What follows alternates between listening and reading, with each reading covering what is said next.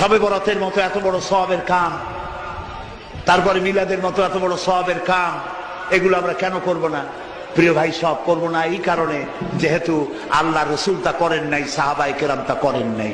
নবী যা করেছেন, সাহাবায়ে কেরাম যা করেছেন, ওইটার অনুসরণের মধ্যেই কল্যাণ, এর বাইরে কোনো কল্যাণ নাই। লাইলাতুন নিসফে মিন শাবানের পরের দিনে রোজা রাখার ব্যাপারে দুটো হাদিস আছে, দুটোই জাল পর্যায়ে। এই রাত্রিতে ভাগ্য লেখা হয়, এই মর্মে যত কথা আছে সবই জাল কথা। এই রাত্রিতে রুটি খাওয়া, উৎসব করা, বাতি জ্বালানো, মসজিদে সমবেত হয়ে ইবাদত বন্দেগী করা, এগুলো বিদআত।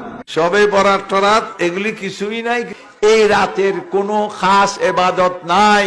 এই রাতে জেগে ইবাদত করা এবং এই দিনে আপনার রোজা রাখা সংক্রান্ত বেশ কিছু হাদিস বর্ণিত হয়েছে। এই হাদিসগুলোর প্রায় সবগুলো হাদিসই জয়ীফ, এর কোনোটি সহি নয়। আমাদের দেশের বেশিরভাগ মানুষ শবে বরাত মানেই জানে মূলত এটা ভাগ্য নির্ধারণকারী রজনী। দেখুন, এ বিষয়েও যে হাদিস বর্ণিত হয়েছে সে হাদিস সহি নয়। লাইলাতুল নিসফে মিন শাবান বা শবে বরাতের ব্যাপারে দয়ীফ হাদিসের অভাব নেই।